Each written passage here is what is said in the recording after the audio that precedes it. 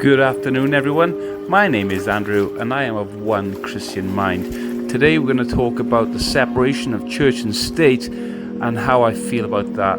Follow us on social media, hit the click button. Alright, here's my thoughts on the whole separation of church and state.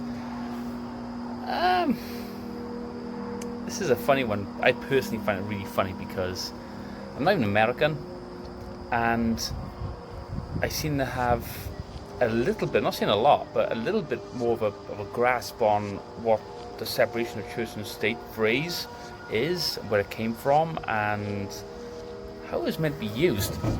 And I think it's really sad that the majority of people that I come across, they quote it, they'll say it, people use it to scaremonger people in work. They'll say, oh, we can't do this because of separation of church and state.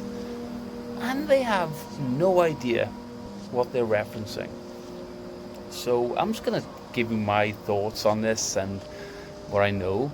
And if I'm wrong, that's okay too. Please let me know, because I want to improve. I want to know what I'm saying if I'm not accurate. But I don't think I'm too far off.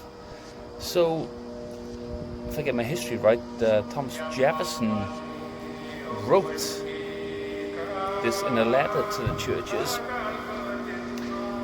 stating the separation of church and state, and end quote, is there because America is founded on a Christian Judaic system. Yes, folks, America's Christian and it's Judaic as well. That's the pillars of the Constitution and everything else.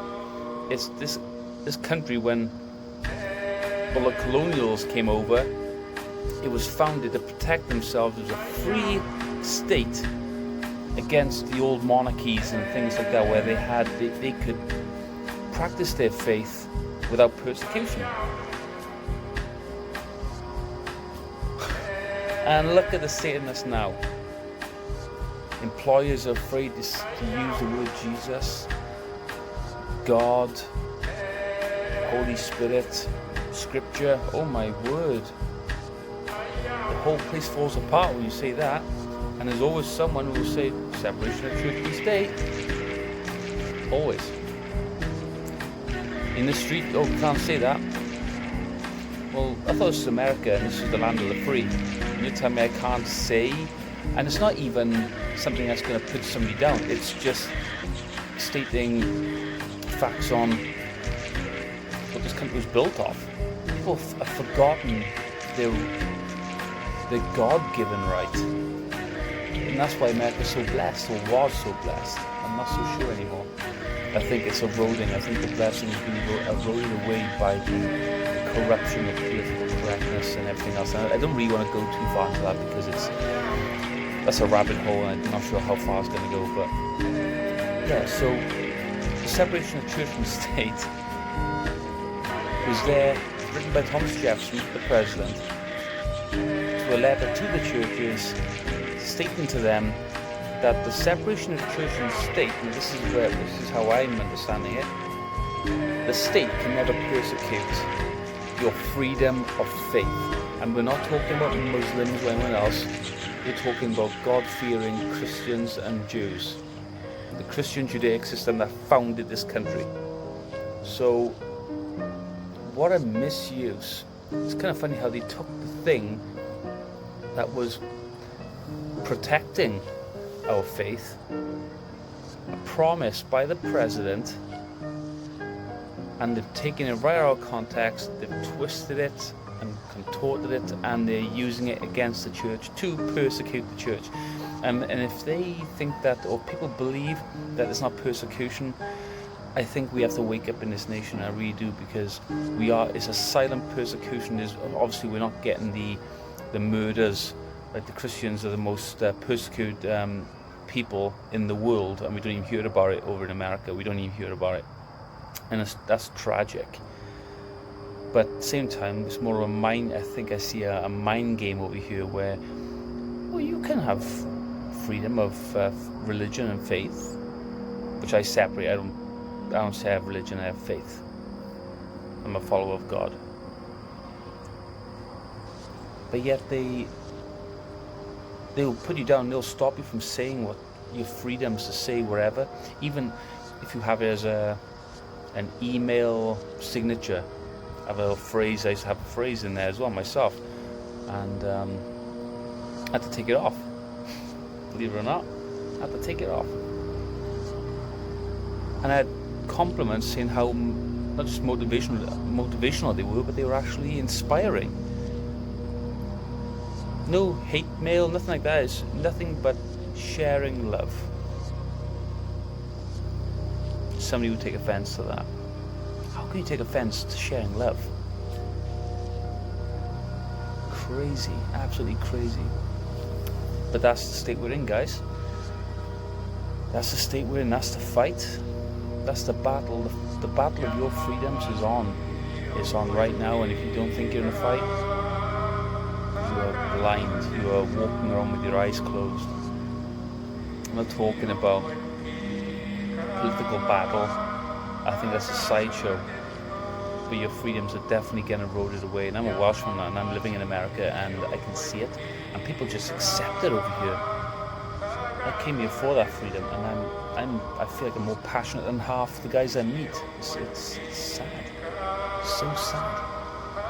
So the separation of church and state, twisted and bent and used against the church in your everyday life when you walk around. How often do you find yourself almost pressurized, not to even admit your faith? It's almost like a bad word, right? People will see if you're a Christian, you're a fanatic, or you're crazy, or how can you believe that mumbo jumbo? And they have not experienced the peace and the love. And when the chips are down, and there's no one else around, the only one you can turn to, and that's Jesus. He's the only one who can take all the weight of your burden, your depression, your sin, and you just got to give to Him. And that is the down to anything else bar that. I know there's a time and a place for doctors and psychiatrists and all that kind of good stuff. I'm not denying that. There's a place for the Father as well. There's a place for Jesus, and some things, a lot of things, only He can heal.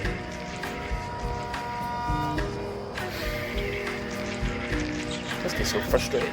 Let's get so frustrated when the persecution's here. It's not arriving, it's not on our doorstep, it's landed. And nobody cares. We're quite happy to be oppressed, afraid to share their faith, but share the joy that they feel of being saved, and they're afraid to share it because they might lose their job. Kind of crazy, right? Sharing love and lose a job.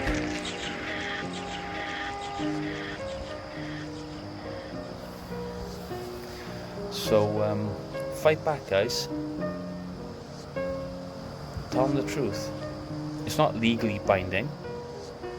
It is a letter, though. It's a letter from the president, from Thomas Jefferson, to the churches, supporting and protecting the church against the state in the future, that the nation can never, or government can never ever persecute us, and they are. So question the questioner. If you're like an atheist or agnostic or whoever it is, if you're in a position to, I know it can be tricky sometimes, especially if it's a work environment, but if they start saying and taking it as gospel, there's only one gospel, there's only one Bible. It's not the gospel. And it's a misused reference to a letter by Thomas Jefferson. Time to come together, church. We're not a building. We're a people. The people of the church. Time to come together. To share Jesus' love, to share God's love really are. Talk to you soon. Thanks for watching, everyone. If you're enjoying the content, hit the red subscribe button and give us a like on the page. You can also find us on Facebook and on Instagram. See you next time.